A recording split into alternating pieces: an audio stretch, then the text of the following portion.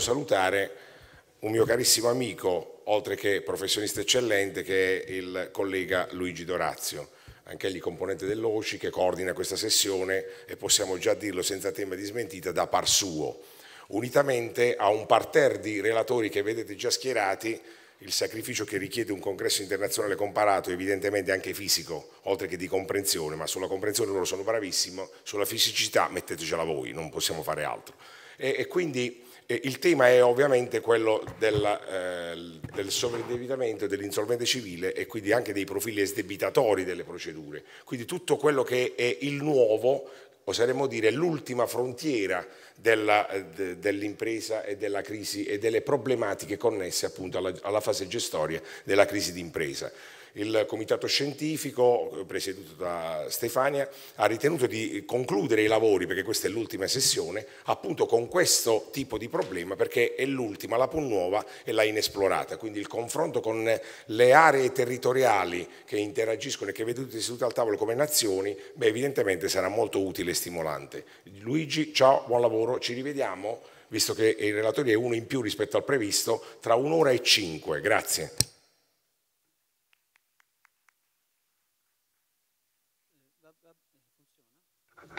Vabbè, ringrazio Michele per l'invito, per le belle parole, ringrazio la professoressa Pacchi anch'essa per l'invito.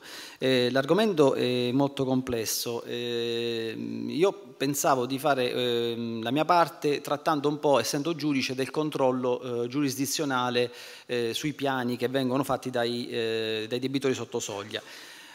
La prima cosa che devo dire è questa, è che dopo le riforme della legge fallimentare non c'era tutela concorsuale per chi? Per i soggetti non fallibili, cioè per i soggetti che non avevano i requisiti di fallibilità di cui all'articolo 1 della legge fallimentare, oltre che per il consumatore.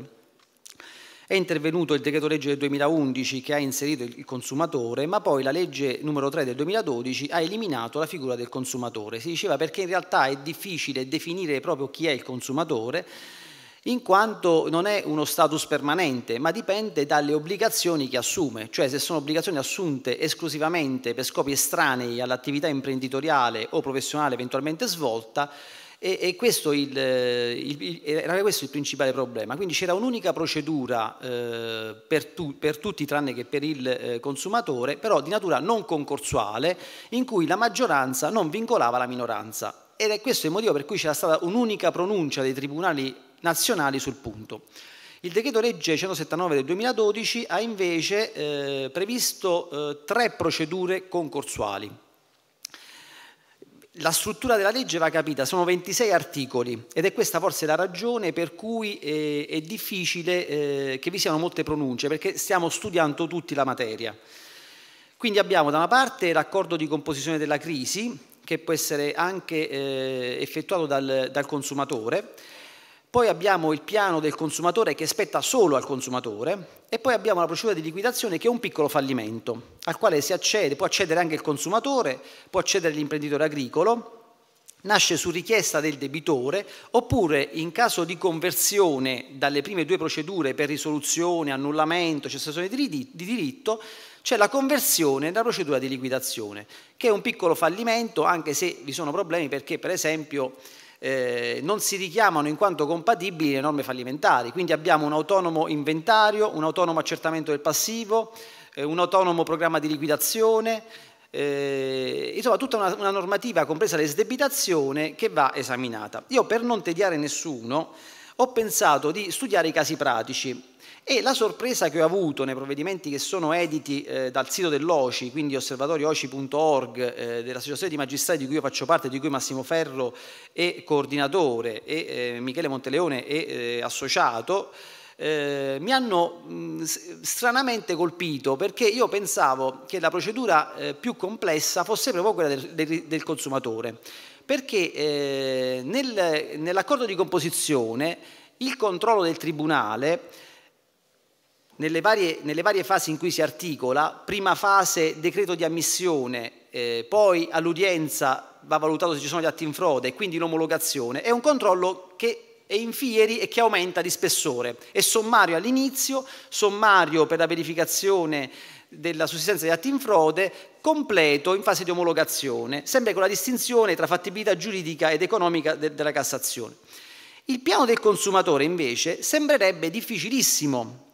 Perché? Perché l'articolo 12 bis, quando parla dell'omologazione, prevede non soltanto una fase di ammissione in cui il giudice controlla la sussistenza dei requisiti di legge e anche l'assenza di atti in frode, ma controlla la meritevolezza. Cioè, torniamo un po' al vecchio concordato preventivo con il giudizio di meritevolezza, perché se voi guardate la norma, qui chiaramente è importante avere sotto mano un po' il testo, perché sono 26 articoli, scritti con tutti i rimandi da una norma all'altra, tant'è che non c'è un articolo dove si dice chi fa il piano, come lo fa, si ricava dall'intero testo, cioè dall'articolo 15 che parla dell'organismo si capisce che il debitore prima di andare al tribunale deve andare all'organismo di composizione. Se l'organismo di composizione dice che va bene e quindi lo aiuta a predisporre il piano, allora si presenta davanti al giudice. Organismo di composizione che non solo fa il piano, ma poi lo attesta e dice che è veridico e fattibile, con problemi anche di conflitto di interessi in qualche misura. E però, quando c'è il piano del consumatore, l'organismo di composizione deve fare una relazione particolareggiata, che è quella dell'articolo 9, comma ter, 3 bis, in cui deve indicare le cause dell'indebitamento, la diligenza impiegata dal consumatore nell'assumere obbligazioni, l'esposizione delle ragioni dell'incapacità di pagare, il fatto che non abbia compiuto atti sottoposti a revocatoria ordinaria da parte degli altri creditori, la completezza e attendibilità del piano e il fatto che sia conveniente rispetto alla procedura liquidatoria, che è quella della seconda sezione. Quindi abbiamo prima sezione relativa all'accordo di composizione e relativa al piano del consumatore, seconda sezione relativa alla liquidazione, terza sezione relativa alla disciplina degli organismi di composizione e alle sanzioni penali. Quindi il giudice deve fare cosa? Deve verificare in sede di omologazione non solo la fattibilità del piano, e guardate poi, è la prima volta che il legislatore dice che il giudice può sindacare la fattibilità del piano. Nel concordato preventivo non c'è una norma simile, si dice che la fattibilità la assevera il professionista di cui al 161, comma terzo. Qui per la prima volta il legislatore dice guardate, il piano, la fattibilità l'attesta, la valuta il giudice. Il giudice deve valutare che devono essere pagati per intero i privilegiati, tutti quanti, i crediti impignorabili, e poi dice il giudice deve verificare che deve escludere l'omologazione se il consumatore ha assunto obbligazioni senza la ragionevole prospettiva di poterla adempiere, ovvero che ha colposamente determinato il sovraindebitamento anche per mezzo di un ricorso al credito non proporzionato alle proprie capacità patrimoniali. Quindi giudizio di meritevolezza puro. Quindi io pensavo i piani del consumatore non possono decollare.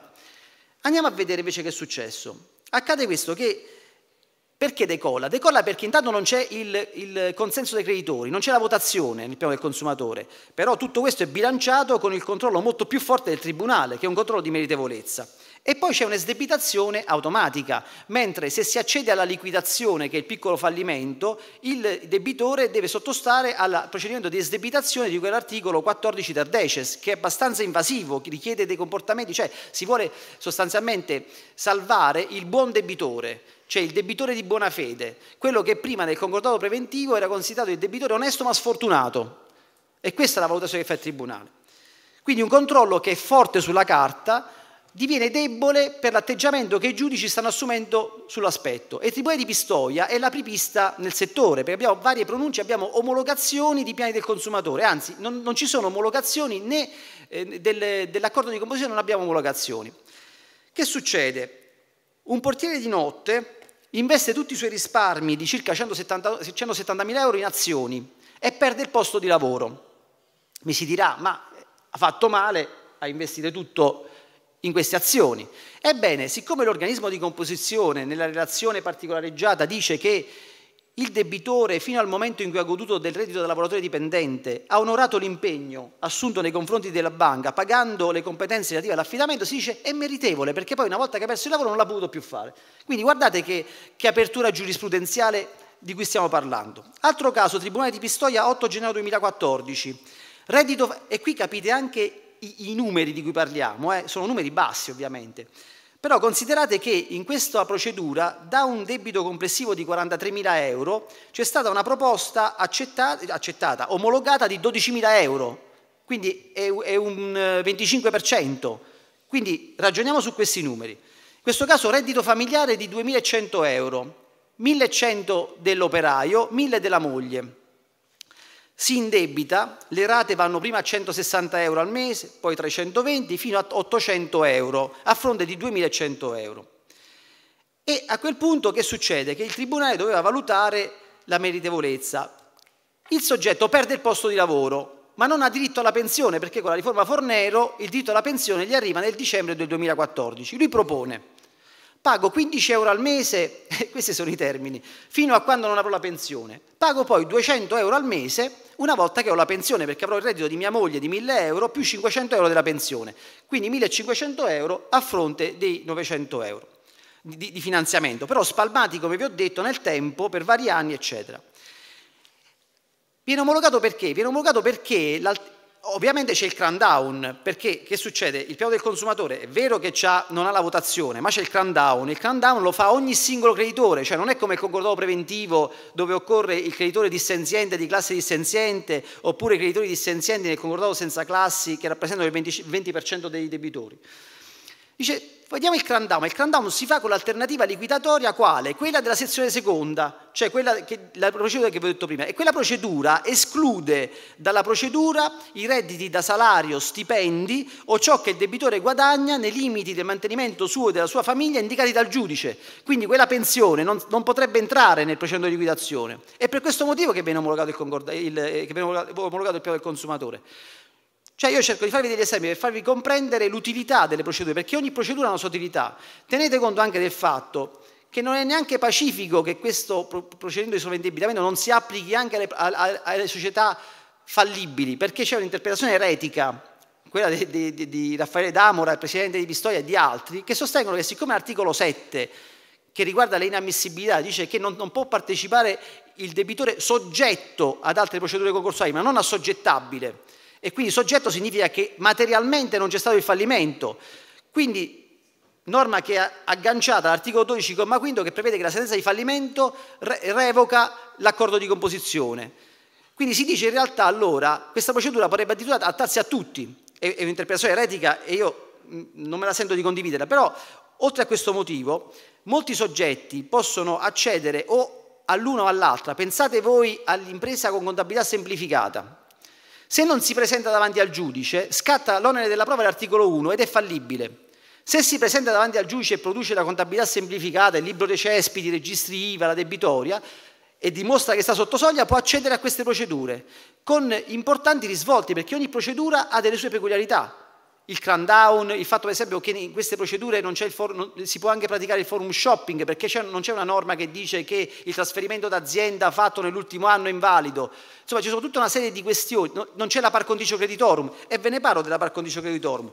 Tribunale di Ascoli, vediamo che tempi c'ho perché non voglio sforare. Il Tribunale di Ascoli del 4 aprile 2014 dice, guardate, i vantaggi del sovraindebitamento del consumatore. Non c'è la votazione dei creditori, non va rispettata la par condicio creditorum, posso dare 1.000 a uno e 100 a un altro. Non vanno ceduti tutti i beni addirittura, quindi posso riprendere un fresh start.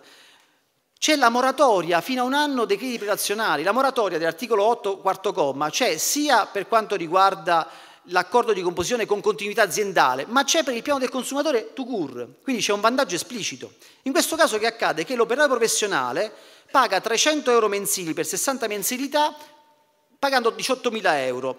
E che era successo? Aveva avuto un'eredità di 80.000 euro e la banca sostanzialmente gli aveva consigliato non di ripianare i mutui, ma di investirli in titoli azionari, dicendo tu così in questo modo lucri gli interessi e gli oneri finanziari te li detrai dalle tasse. Ovviamente non è andata così, però che ha fatto nel piano? Alla banca ha dato meno soldi degli altri, dicendo che era stata più o meno la causa del suo dissesto. Forse è il caso che mi fermi qui per dare la parola agli altri relatori, perché ho voluto fare una carrellata di casi proprio per farvi capire l'importanza di questa norma, di queste norme che vanno studiate attentamente, perché possono veramente essere una risorsa fondamentale. Abbiamo 10 casi in Italia, per adesso editi, con 3 provvedimenti di omologazione e in un caso una revoca dell'omologazione. Ci sarebbe tanto da dire e spiegarvi anche gli altri casi, però io volevo darvi proprio l'idea di che somme stiamo parlando e dei vantaggi che effettivamente ne può ricavare il consumatore.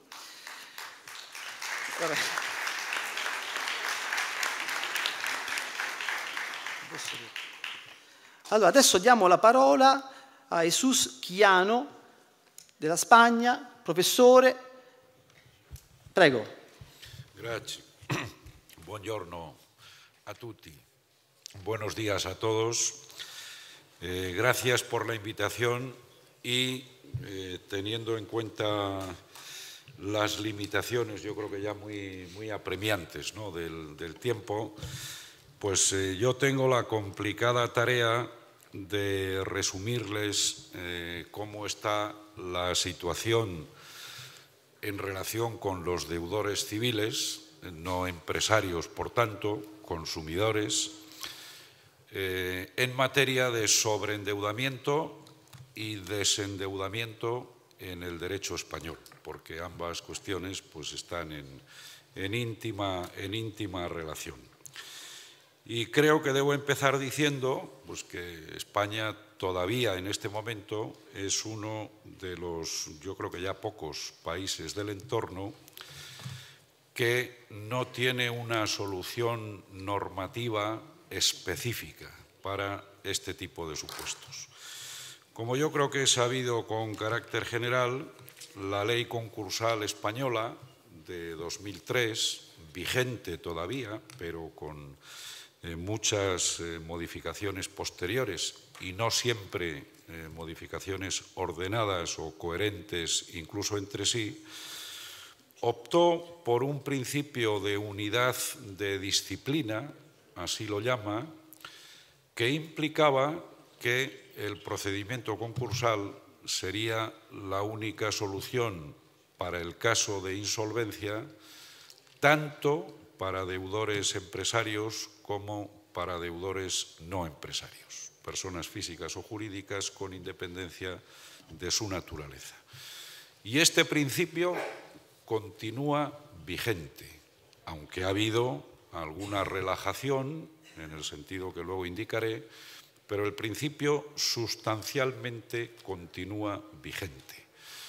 Por tanto, las posibilidades de tratamiento del sobreendeudamiento y el efecto de desendeudamiento del que se pueda beneficiar el deudor civil pasan, como regla general, todavía por el procedimiento concursal. Insisto, sin embargo, de matices, especificaciones, etcétera, que luego señalaré.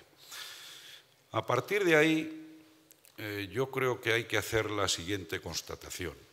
En España ha habido, con posterioridad, una fuerte resistencia a tratar de manera especial el sobreendeudamiento de deudores civiles y, en consecuencia, también ha habido una fuerte resistencia a aceptar el desendeudamiento de deudores civiles, incluso cuando se haya llegado a la liquidación después de haber seguido un procedimiento concursal ordinario. Este es el punto de partida y así hay que afirmarlo, por extraño que pueda parecer. También hay que señalar que la ley concursal española 2003, época todavía de bonanza económica, no contempló procedimientos especiales, extrajudiciales o preconcursales, más allá de la posibilidad de anticipar la declaración de concurso cuando la insolvencia fuera inminente. Obviamente, la ley concursal española se hizo seguramente sin mucha previsión, tampoco era muy posible hacerla, de lo que ocurriría unos años después.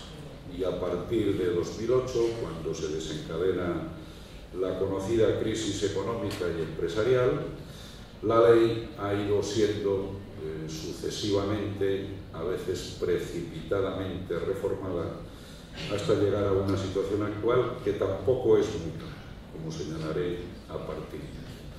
En efecto, esa evolución, que es la que nos conduce a la situación actual, ha ido reconociendo y ha ido regulando algunos procedimientos especiales de carácter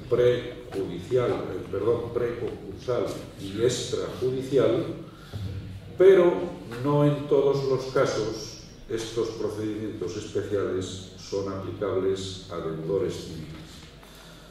Lo es el procedimiento que ha tenido más regulación hasta el momento actual, los llamados acuerdos de refinanciación, en su caso homologables por el juez, con el fin de que tengan efectos frente a acreedores financieros distintos de los que los han suscrito. Este mecanismo es aplicable a todo deudor, la legislación no distingue, pero también es cierto que el diseño del procedimiento y la mecánica del procedimiento lo hace aplicable prácticamente en exclusiva a deudores empresarios y deudores empresarios seguramente de cierto tamaño. Yo no conozco casos en que un deudor civil haya conseguido un acuerdo de refinanciación de los que la ley previó a partir de la primera reforma que se produjo en el año 2009. Posteriormente se ha puesto en marcha un segundo mecanismo a través de una denominada Ley de Apoyo a los Emprendedores en el año 2013, los denominados acuerdos extrajudiciales de pagos, pero estos expresamente solo están reservados a, digamos, pequeños empresarios, empresario persona física, empresario individual, también a profesionales, autónomos, sociedades de tamaño relativamente menor y no expresamente para deudores civiles. Por tanto, los intentos que ha habido de resolver situaciones por la vía de procedimientos especiales, extrajudiciales o preconcursales no son hábiles, no son aptos o no son adecuados para deudores civiles. Para los deudores civiles, insisto, la posibilidad de un desendeudamiento, entendiendo que es desendeudamiento la remisión del pasivo pendiente, solo se puede conseguir al final de un procedimiento concursal como regla general, insisto siempre, sin perjuicio de alguna matización que haré más adelante. E incluso este efecto de remisión de pasivo pendiente, que tímidamente se ha incorporado también a partir de esa reforma de 2013, porque no estaba en la ley de 2003 para personas físicas o personas naturales, por tanto para deudores civiles, tiene un efecto ciertamente limitado. Piensen, es concretamente el artículo 178, apartado 2 de la ley concursal, que para que un deudor persona natural pueda alcanzar algún tipo de remisión de pasivo pendiente, primero tiene que haber concluido la liquidación de la masa activa de su procedimiento concursal, no por tanto en un procedimiento específico, más ágil o más adecuado. Tiene además que tratarse de un buen deudor, entre comillas, en el sentido de que su concurso no haya sido declarado culpable ni él esté condenado por determinado tipo de delitos, de insolvencia punible, delitos económicos, etc. Pero además se le exige que para que le pueda ser perdonado, entre comillas, la parte del pasivo pendiente, haya satisfecho en su integridad los créditos contra la masa, los créditos concursales privilegiados y al menos el 25% de los créditos ordinarios, lo cual yo creo que no es una situación en la que previsiblemente haya que pensar si se ha producido ya la liquidación de la masa activa del deudor persona natural tras haber seguido un procedimiento concursal ordinario que se pone en marcha ya cuando hay una situación de insolvencia. Por tanto, digamos, esta posibilidad de remisión del pasivo pendiente es ciertamente limitada. Esa posibilidad mejora algo, lo digo aunque no es aplicable al deudor civil, para el caso del deudor empresario en conexión con estos acuerdos extrajudiciales de pago que se le permiten, porque si este deudor que, insisto, tiene que ser empresario, persona física o profesional, autónomo o pequeña sociedad, intentó, dice la norma, sin éxito, lo cual yo creo que es una expresión también de compleja y variada interpretación. Si intentó sin éxito obtener un acuerdo extrajudicial de pagos, entonces podrá alcanzar una revisión un poco mejorada. Tiene que haber satisfecho los créditos contra la masa y los créditos concursales prejudiciales, lo que quiere decir que no se le exige el pago de al menos el 25% de los créditos ordinarios. Aún así, me parece que es una solución ciertamente limitada. Y no sé si muy coherente con otra posibilidad que se le da al deudor empresario cuando su acuerdo extrajudicial de pagos haya fracasado, haya sido sometido a un procedimiento que llama la ley de concurso consecutivo, cuando el acuerdo extrajudicial de pagos no ha tenido su efecto, y en ese caso, en ese concurso consecutivo, se le puede conceder también una revisión del pasivo pendiente, pero ahora con exclusión expresa de los créditos de derecho público. Y además se mantiene el requisito de que haya satisfecho en su integridad los créditos contra la masa y los créditos concursales privilegiados. Como se puede apreciar, ninguna de estas soluciones, ni siquiera la que es aplicable de manera expresa al deudor persona natural, tienen una gran efectividad. Añado, para pasar un poco a la parte más específica que quiero comentar finalmente, ¿cuáles han podido ser las causas de esta situación? De esta situación, yo creo que un tanto peculiar, como decía al principio, del derecho español en el contexto jurídico de los países de nuestro entorno. Pues yo creo que ha habido desde el principio esa resistencia a que antes se aludía de manera más velada, conviene decirlo con claridad, ha sido una resistencia de las entidades financieras cargadas en exceso, con pasivo inmobiliario, en las condiciones que yo creo que son conocidas con carácter general, que siempre alegaron que cualquier tratamiento beneficioso para el sobreendeudamiento civil generaría más morosidad, más insolvencia o más dificultad para las propias entidades, menos crédito y, por tanto, que no había que hacer, digamos, anuncios que estimularan el incumplimiento confiando en una futura remisión de pasivo. Lo simplifico mucho, pero yo creo que esta ha sido la posición de las entidades financieras desde el punto de vista de cómo han argumentado para evitar reformas legales en ese sentido. De manera que se ha dado una situación un tanto paradójica. Todas las medidas han ido dirigidas a mejorar la solvencia de las entidades financieras con una fuerte reestructuración en el sector, con medidas de rescate financiero, con aportes de recursos públicos en gran cantidad, y sin embargo, frente a eso, el problema del sobreendeudamiento del deudor civil, del particular, de la familia, etcétera, no ha tenido un tratamiento equivalente.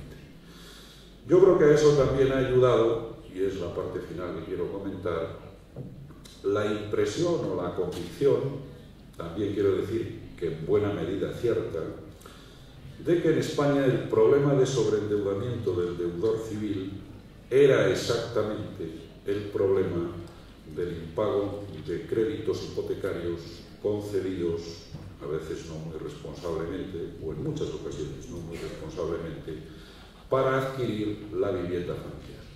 Y por tanto las medidas que se han ido introduciendo han sido medidas, digámoslo así, en apoyo limitado, en socorro limitado del deudor hipotecario, que no es exactamente lo mismo que el deudor civil con carácter general. Y ahí es donde se han ido acumulando, por decretos leyes sucesivos, hasta llegar a una ley vigente de 14 de mayo de 2013, que de algún modo refunde y actualiza las medidas que se han ido adoptando, medidas relacionadas con el fenómeno de los desahucios, riesgo de exclusión social, alquileres sociales, etc. Y es en ese contexto donde un código de buenas prácticas de adhesión voluntaria para las entidades financieras, aunque formalmente yo creo que todas lo han asumido, establece algunas posibilidades de desendeudamiento por varias vías, sean quitas, por supuesto también con esperas o aplazamiento, reducción de intereses, una peculiar dación de pago en última instancia en el seno de los procedimientos de ejecución hipotecaria o algún tipo de remisión tras la ejecución hipotecaria.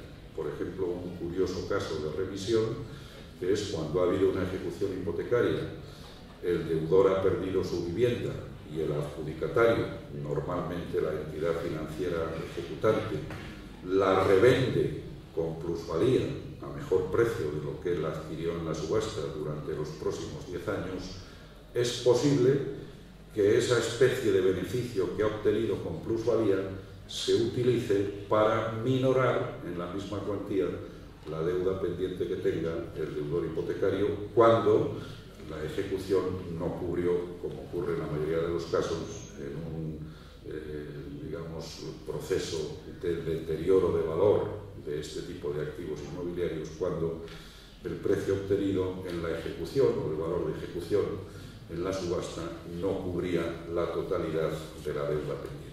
Una peculiar situación. Finalmente, añadiré en todo caso que lo que he hecho es pasar revista, digamos, a lo que han podido ser vías especiales de desendeudamiento con este carácter tan limitado que he mencionado. Por supuesto, están las vías ordinarias, digámoslo así, de desendeudamiento que se pueden obtener en los procedimientos ordinarios. Por supuesto, si hay un acuerdo de refinanciación, si hay un acuerdo extrajudicial de pagos, si hay un convenio concursal, y más con la amplitud de contenido de los convenios concursales que se ha ido estableciendo posteriormente, por ahí cabrán o revisión de interés a la baja, o quitas combinadas con esperas, o cesiones de bienes o daciones de pago con carácter liberatorio, en el caso sobre todo de estos deudores hipotecarios, pero insisto, esas son las vías ordinarias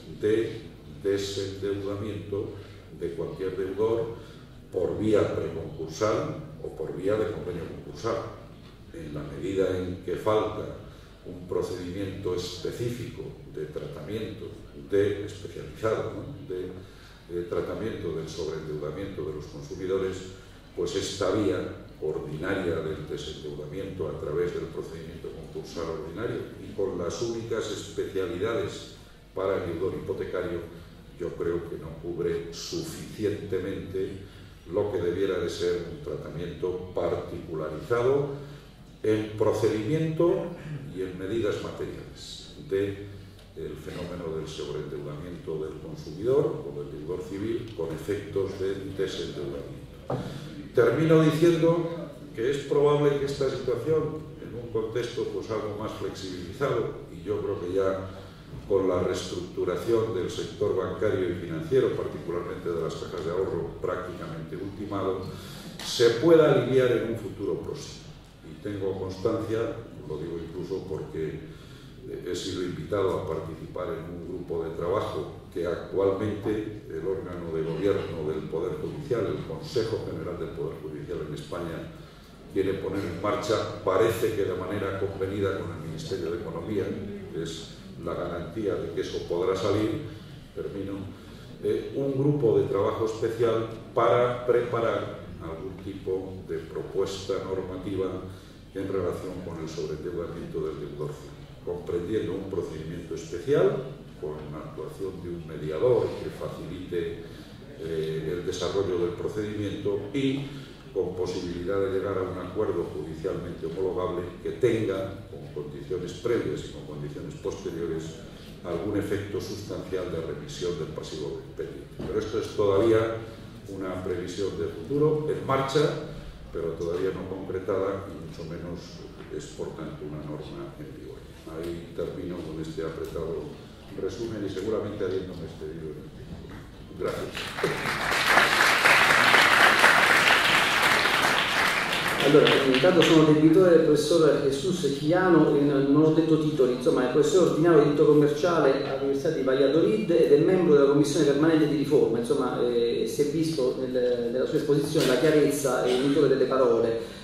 Solo un accenno sul fatto che si dice appunto che in Spagna non c'è una procedura speciale per il sovraindebitamento. Considerate che in Europa c'è un po' dappertutto, la Francia nell'89 l'ha inserita nel codice del consumo, in America ci sono 3 procedure, c'è il Chapter 11, poi il 7 e il 13 per il consumatore, in Francia ci sono delle commissioni amministrative che somigliano molto all'organismo di composizione della crisi d'impresa. In Germania ci sono 2 procedure anch'esse destinate al consumatore, insomma noi siamo arrivati in Europa quasi ultimi perché la Grecia ci ha anticipato sul sovraindebitamento. In Spagna invece non c'è, la caratteristica è l'articolo 178 della legge spagnola che prevede un'esdebitazione più complessa di quella italiana del fallimento, perché lì la Cassazione dice sostanzialmente che noi possiamo anche non pagare alcun chilografario purché abbiamo pagato in maniera consistente e privilegiati, invece occorre pagare il 25% anche dei chilografari.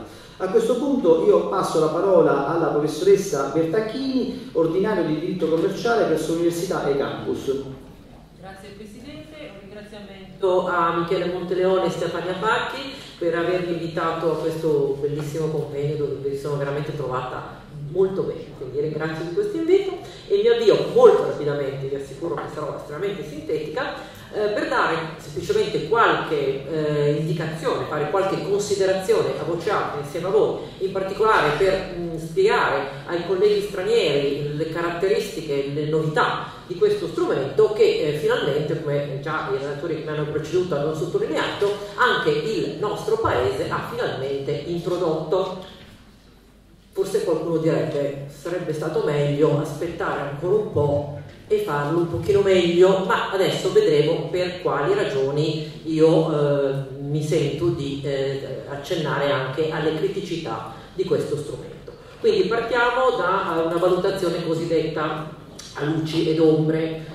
Luci forse il fatto di avere preso coscienza della necessità di colmare questa lacuna. Siamo tutti d'accordo che la struttura della nostra legge fallimentare era ormai diventata, cioè necessitava l'inserimento di questo tassello mancante, di questo anello della catena, in quanto quello che in passato nella nostra cultura era stato per tanti anni considerato un vantaggio, la cosiddetta non fallibilità, la non sottoponibilità alle procedure concorsuali per determinati soggetti, debitori civili, imprese minori, vedremo rapidamente quali, nel tempo paradossalmente era diventato un punto di debolezza, uno svantaggio. L'essere non fallibili significa essere sottoposti in caso di senso lato, insolvenza, sovraindebitamento, crisi, chiamiamolo un po' come meglio ci piace, alle procedure esecutive individuali e soprattutto non poter contare su nessuna possibilità di esdebitazione né tantomeno sulla possibilità di trovare con i creditori un accordo anche vantaggioso e ripartire su basi nuove. Questo ai soggetti non fallibili non era consentito, perché essere non fallibili non vuol dire soltanto non fallire, ma non poter utilizzare i concordati, non poter utilizzare gli accordi di strutturazione, qualcuno dice anche non poter utilizzare i piani intestati di risanamento con tutti i vantaggi che ne seguono. Quindi il nostro legislatore, con la legge 27 gennaio 2012 numero 3, successivamente modificata sul finire del 2012, ha inserito il tassello mancante. L'obiettivo ufficiale è quello di colmare una lacuna. Io però, che ho detto, tratterò questo istituto non dal punto di vista tecnico, il tempo manca anche perché è enorme, è un istituto regolato con una ricchezza di particolari che forse neanche l'amministrazione straordinaria, facendo le debite proporzioni, ci presenta, una trattazione diventa impossibile. Qualche elemento però di giudizio critico ci sta. E ci sta ad esempio il fatto che è molto difficile confrontare le finalità e le caratteristiche di questo istituto con quello del resto della legge fallimentare, se non altro per una questione di eterogeneità dovuta al diverso momento in cui sono nate. La riforma della legge fallimentare nasce intorno al 2005, diciamo, era già nata un po' prima, comunque si comincia a vedere verso il 2005, in un momento in cui, un po' come anche ha fatto il legislatore della riforma delle società di capitali, si credeva ancora all'idea di essere di fronte ad un'economia in continua crescita, una crescita che sembrava non finire mai. Conseguentemente anche la legge fallimentare del 2005, tutte le riforme risentono di questo approccio, quindi anche quelle erano tutti degli interventi pensati in una prospettiva di crescita, di risanamento, di conservazione, tutti elementi positivi che purtroppo poi hanno dovuto fare i conti con la crisi del 2008. La riforma, diciamo, l'istituto della composizione per il sovraindebitamento, fallimento del debitore civile, soluzione per il debitore civile ed altri soggetti limitrofi, nasce in un momento completamente diverso, nasce in piena crisi, quindi risponde, lasciatecelo dire, ad obiettivi che vanno al di là del inserire un tassello in un sistema mancante, vanno a inserirsi in un'esigenza di molto più basso profilo, ahimè, che è quella di dare una risposta ad una crisi devastante che ha colpito tutti i soggetti. Per quale motivo?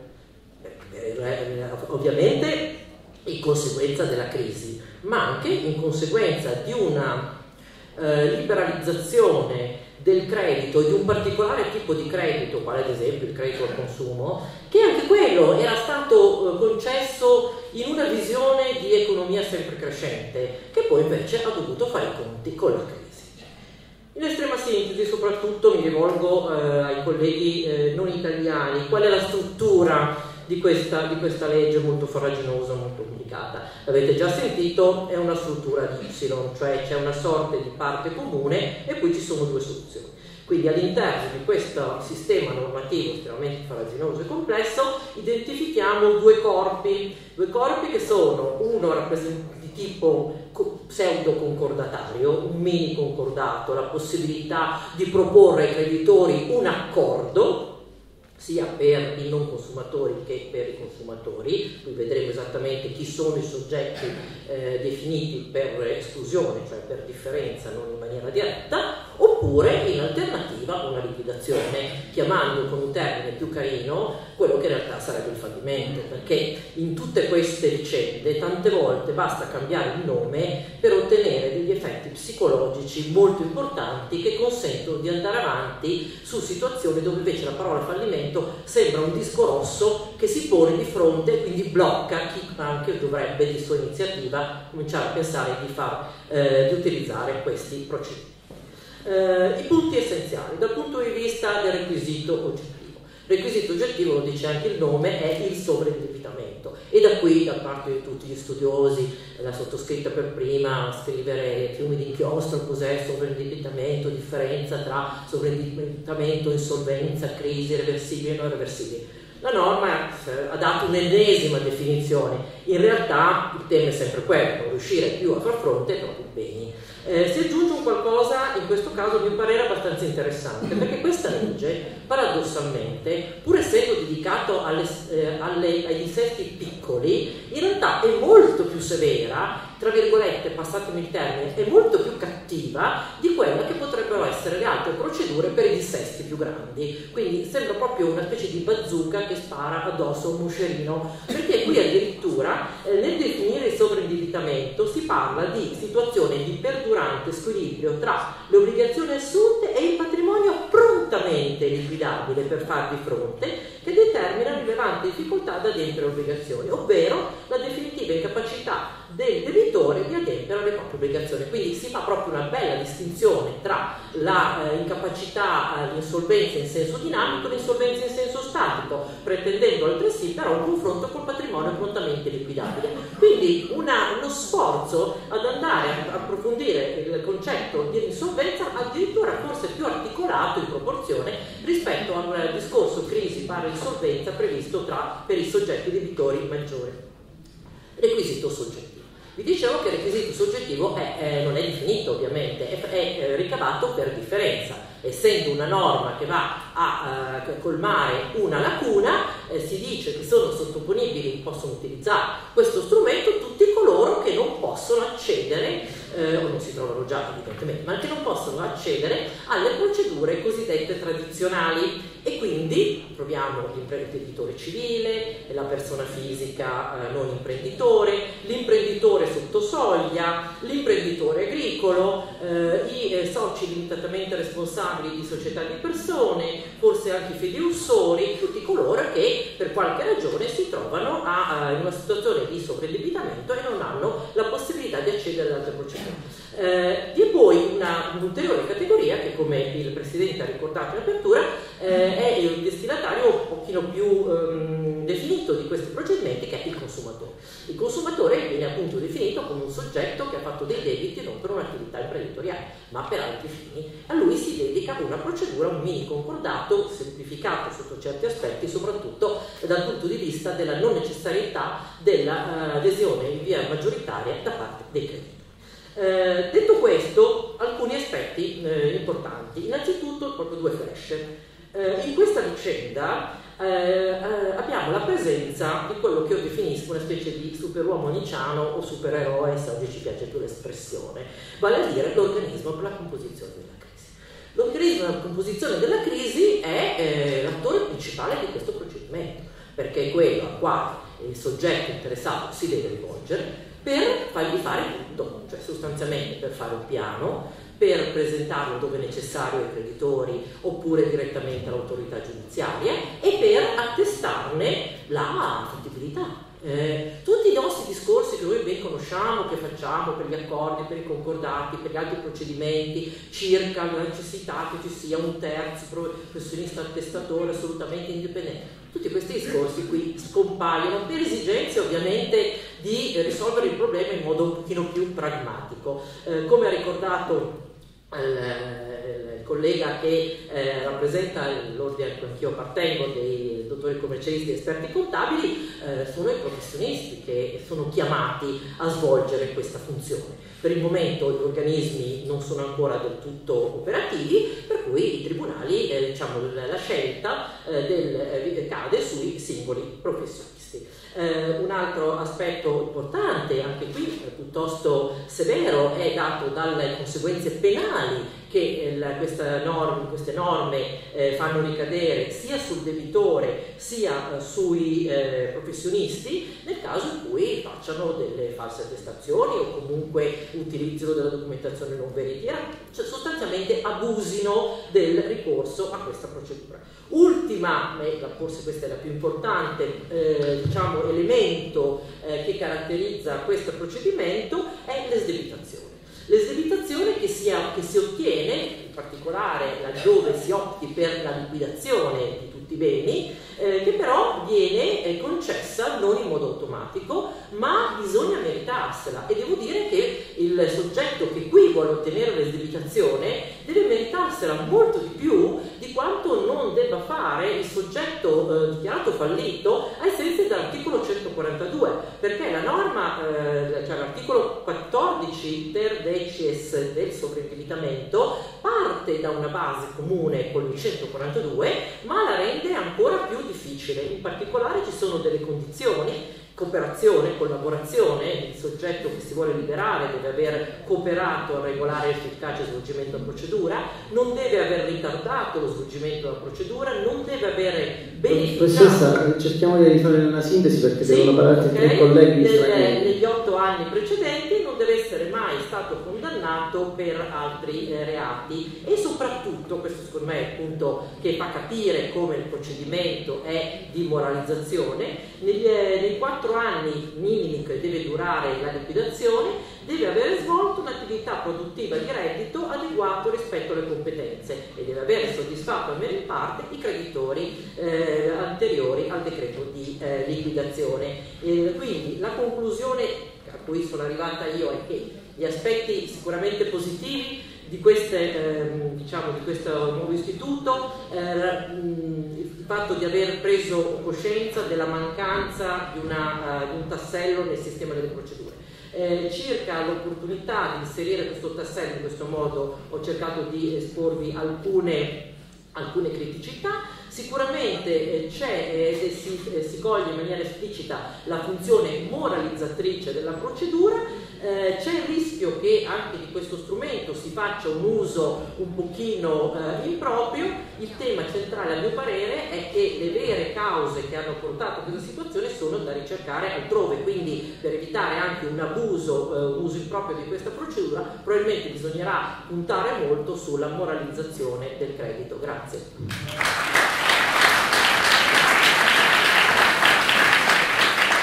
Allora, ringraziamo la professoressa Bertacchini per questa illuminante relazione che è entrata molto nei dettagli. Passiamo adesso al professor Víctor Manuel Peña Briceño, che quindi andiamo a vedere cosa accade nel Messico. Il professore insegna presso l'Università Panamericana del campus di Guadalajara, è autore del testo Il diritto concorsuale del gruppo di imprese ed è stato coautore del libro dedicato al professor Emilio Beltrán, di cui si è parlato a Cartagena nel convegno di settembre. Prego, professore.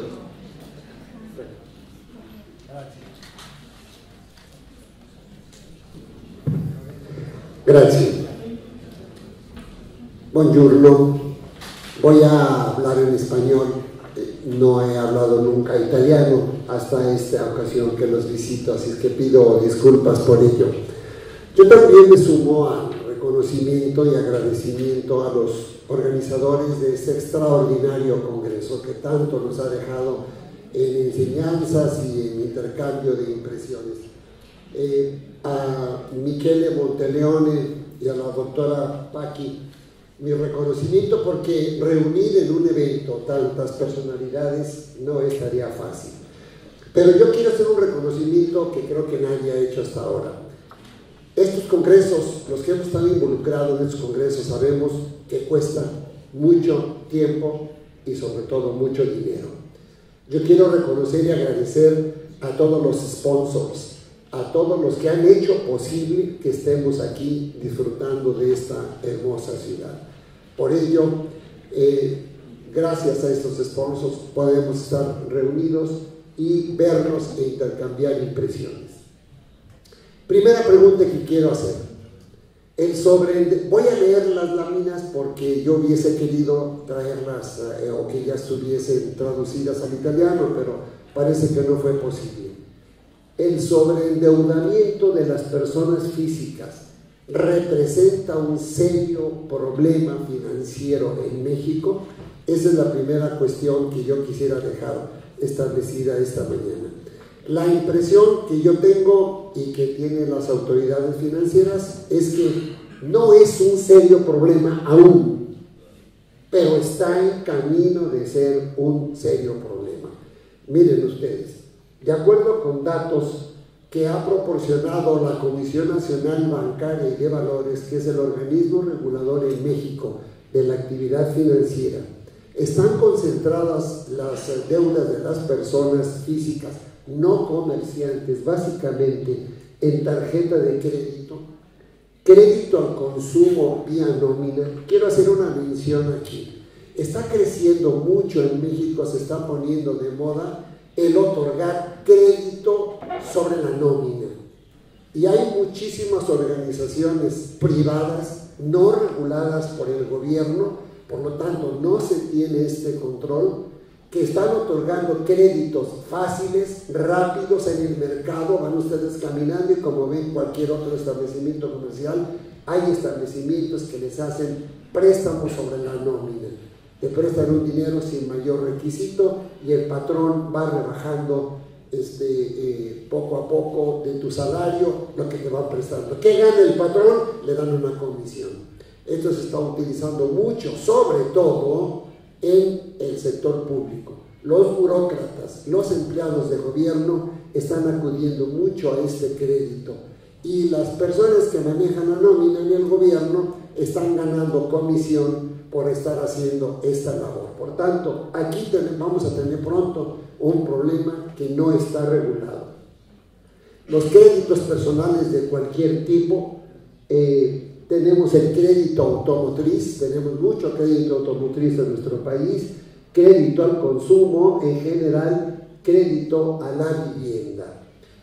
Todo este tipo de créditos súmenle ustedes, este es crédito de la banca, súmenle ustedes todos los créditos otorgados por empresas automotrices, en lo particular, agencias automotrices y establecimientos comerciales. Es muy usual que tú vas a un centro comercial y te asaltan en los pasillos del centro comercial para ofrecerte, sin más miramientos, sin más requisitos, tu tarjeta de crédito. Por tanto, creo yo que estamos ante la presencia inminente de un serio problema que vamos a tener. Miren, de agosto a 2013 a agosto a 2014 se prestaron a personas físicas 41.887 millones de euros. Existe una mora promedio del 5.20%, pero una pérdida del 9.5%. Se dice, de acuerdo con datos de la prensa, estos son datos oficiales, pero de acuerdo con datos de la prensa, en realidad las pérdidas por estos créditos personales no pagados ya ascienden al 17%. También en México tenemos una situación parecida a las que hemos estado escuchando con antelación. Las personas físicas que no son comerciantes no pueden acudir al régimen mercantil de insolvencia. Entonces, no existe un régimen concursal para personas físicas en México. Sí existe. Es un régimen totalmente obsoleto, muy antiguo, se llama concurso civil de acreedores, que no suspende las ejecuciones, por supuesto. Es un procedimiento que no se usa porque imaginen ustedes que cada entidad federativa, tenemos en México 31 entidades federativas y un distrito federal en donde residen los poderes federales. Cada uno tiene su propia legislación civil común. Cada legislación civil regula el concurso de acreedores. Por tanto, ya se imaginarán ustedes lo que significa esto al momento de que estamos ante la presencia de un deudor civil que está domiciliado en varias jurisdicciones.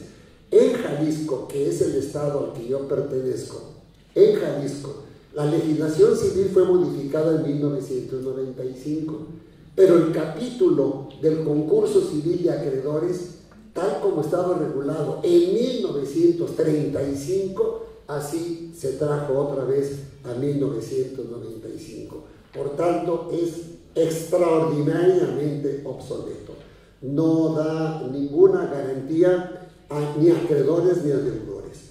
El deudor, de acuerdo con un principio general del derecho civil, responde de todas sus obligaciones con todo su patrimonio presente y futuro. Por tanto, no hay desendeudamiento, no hay fresh start, no hay posibilidad de obtener financiamiento mientras estamos ante la presencia de un proceso de insolvencia. No se prevé la liberación de obligaciones residuales del deudor en las debitaciones de ustedes y tampoco, por supuesto, el fresh start. ¿Cuándo deja de pagar el deudor civil? Nunca. Nunca. Cuando se muere, no, porque también las deudas son heredables. Se transmiten a los herederos hasta el monto del activo heredado.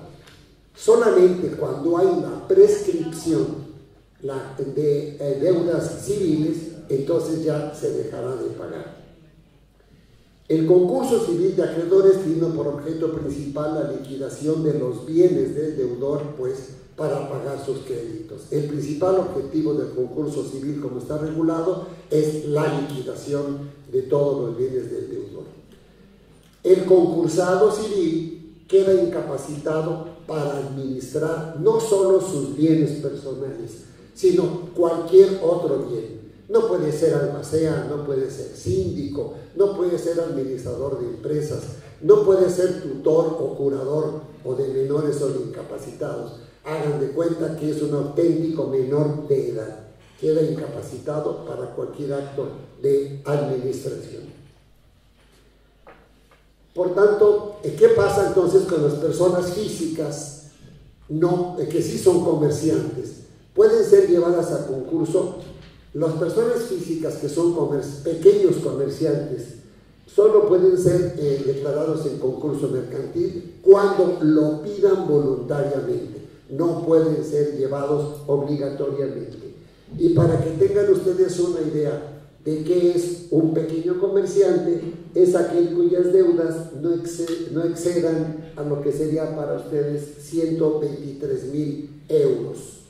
El que deba menos de 123.000 euros en total no podrá ser llevado a concurso mercantil.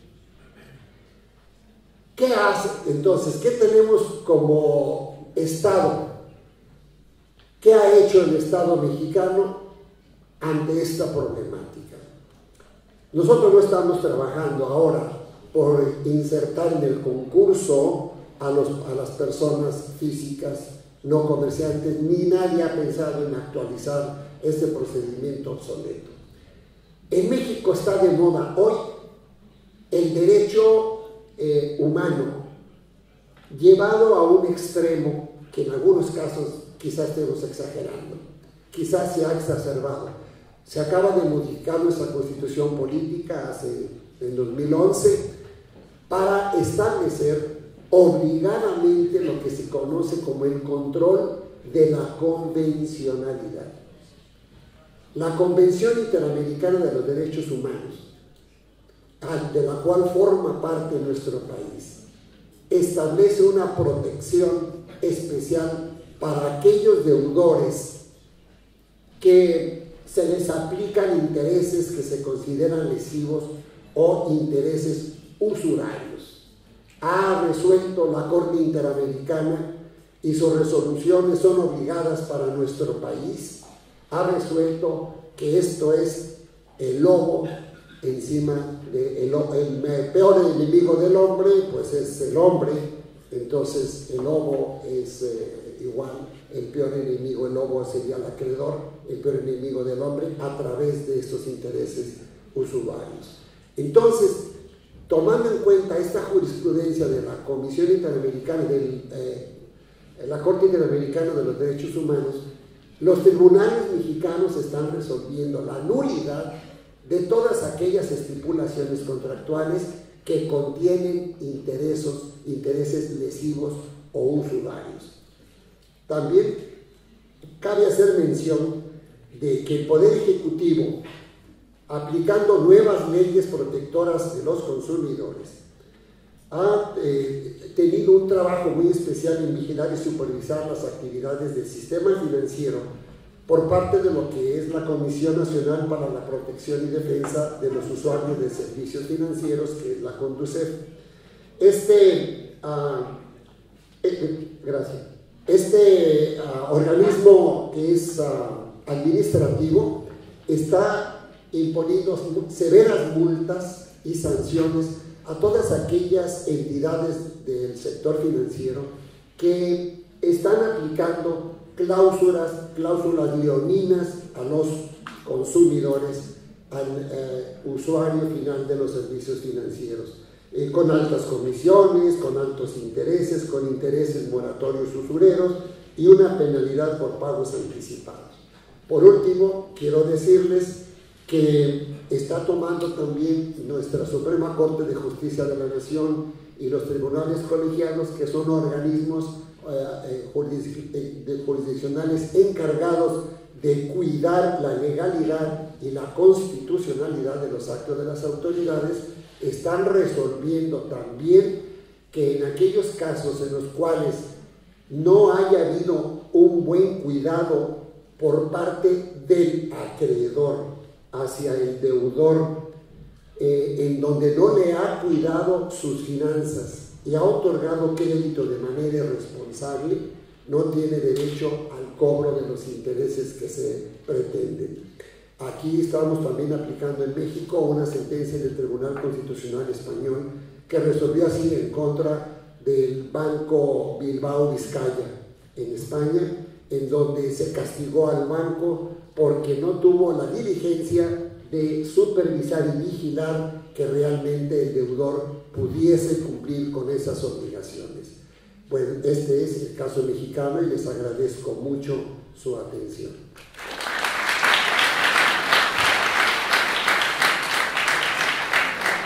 Grazie per la bella relazione, anche perché ci fa capire che in Messico anche qui non c'è un procedimento per il sovraindebitamento. Vi rendete conto che nel mondo si sta pensando dappertutto a come uscire dalla crisi anche da parte dei debitori, dei piccoli imprenditori e dei debitori civili. Quindi l'importanza del convegno sta anche in questo, nel farci comprendere che la legislazione italiana è arrivata in qualche modo, in qualche misura, a colmare una lacuna. Vediamo adesso cosa ci dice la professoressa Michelina Olivieri Mejia, che è professore di diritto commerciale presso Externado di Bogotá.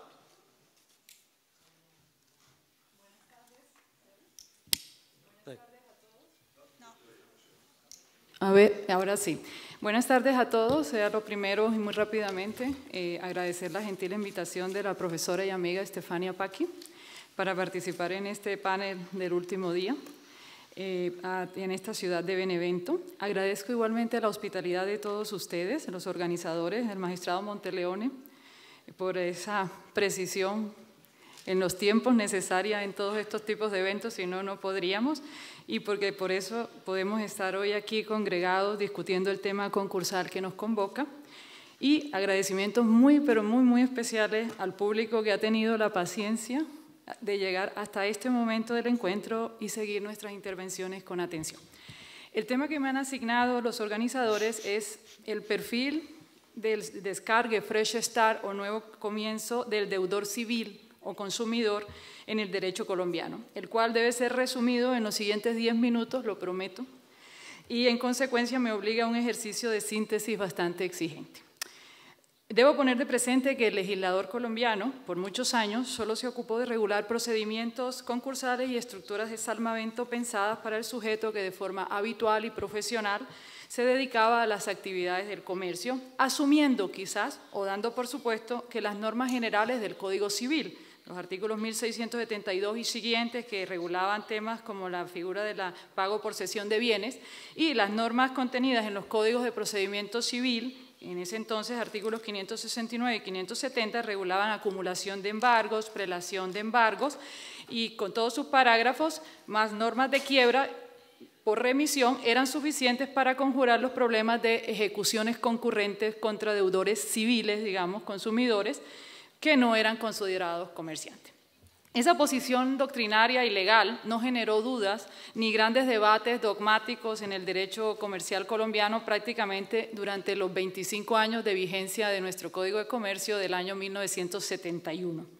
Ahora bien, la entrada en vigencia de la Constitución Política de 1991, con la consagración de una batería de principios y valores que permearon toda la esfera de interpretación de las normas infraconstitucionales, así como de un mecanismo que nosotros conocemos como el amparo o la tutela constitucional, un mecanismo directo para la efectividad de una serie de derechos fundamentales, dentro de los cuales, en el tema nuestro que nos está ocupando en este momento, se encontraban el derecho a una vivienda digna, el derecho al principio de igualdad y el derecho a un debido proceso.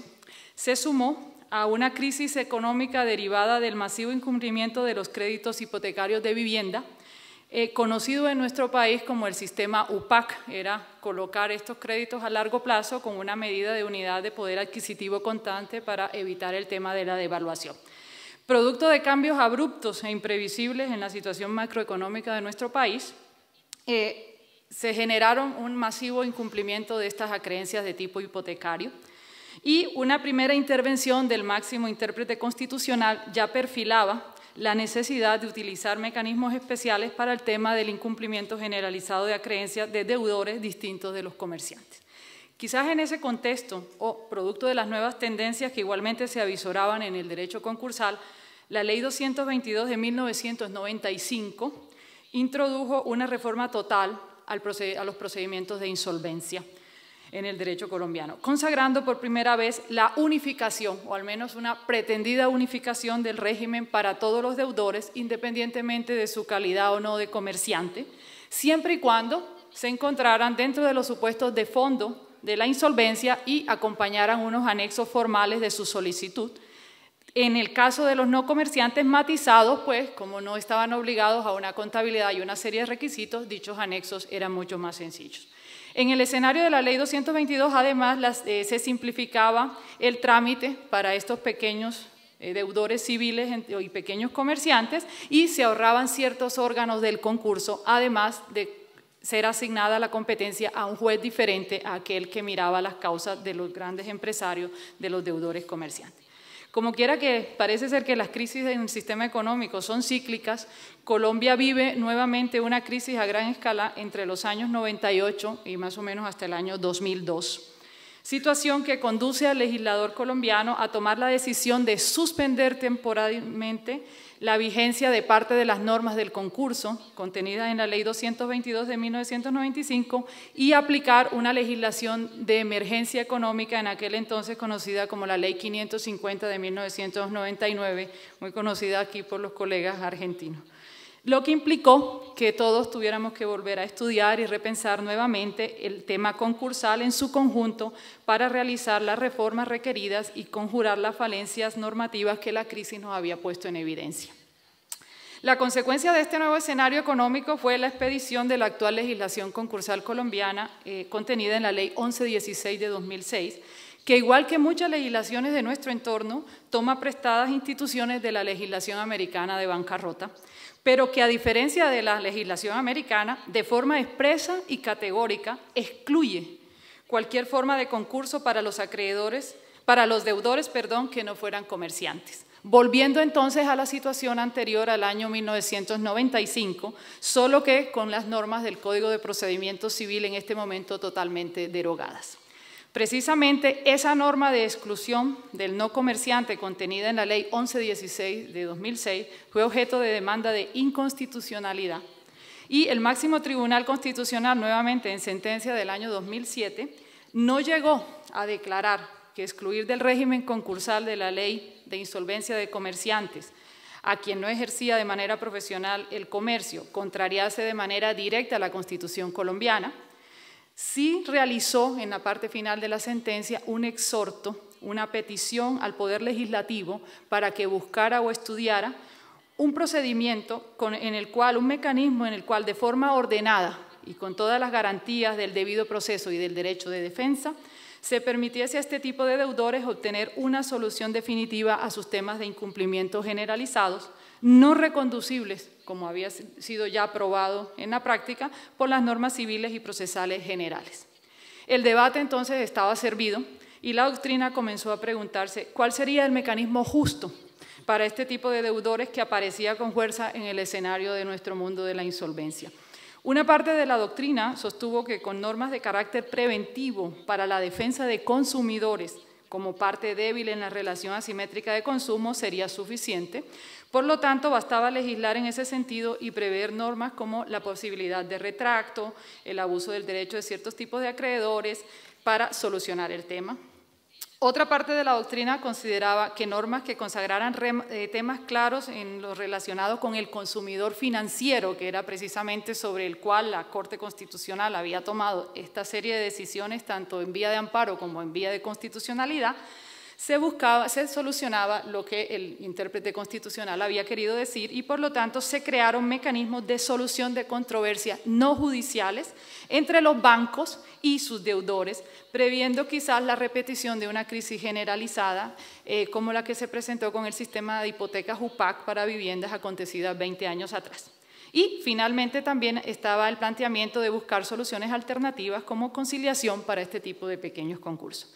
En ese escenario se promulga la Ley 1380 de 2010, los años son importantes porque ven ustedes pues lo que hemos tenido que pasar, la cual de manera un poco tímida aborda el tema, dando una solución totalmente negocial a la crisis de estos deudores, utilizando el mecanismo de la conciliación sin intervención de órgano jurisdiccional alguno y no consagrando ninguna salida de tipo liquidatorio en caso de no lograrse la mayoría requerida para la firma de un acuerdo con los acreedores. Esa ley, desafortunadamente, es declarada inconstitucional por vicio de procedimiento, no por el fondo de la ley, en el año 2011 y decimos que se resalta en esta exposición que es vicio de procedimiento, pues desafortunadamente el Congreso cometió los mismos errores de trámite que se habían cometido en el procedimiento de una gran reforma que en ese entonces pensaba que en Colombia se implantase la reelección indefinida de del presidente de la República, razón por la cual era muy difícil para la Corte Constitucional mantener la constitucionalidad de la ley de consumidores, que tenía los mismos vicios que había tenido el procedimiento que buscaba la reelección indefinida del presidente de la República. Ante ese panorama, volvió el legislativo a tomar cartas en el asunto y con ocasión de la reforma a la legislación procesal civil general, Código General del Proceso, Ley 1564 de 2012, se consagró la figura de la insolvencia para el no comerciante, que sería el equivalente a un consumidor, que nos ofrece 3 mecanismos para este tipo de deudores. El primer mecanismo es un mecanismo de negociación de deudas, totalmente conciliatorio, escenario extrajudicial. El segundo mecanismo es convalidación de un acuerdo privado, una homologación, llevar el acuerdo y ahí sí pedir al órgano jurisdiccional que lo convalide. Y el tercer mecanismo totalmente jurisdiccional es la liquidación patrimonial. Ahora bien, se me ha solicitado en particular que hable de la figura del descargue o el nuevo comienzo para este deudor. En este caso, y debe quedar claro antes de cualquier juicio de valor, lo primero es que el deudor directamente, motu propio, no está legitimado para solicitar el mecanismo de su liquidación patrimonial.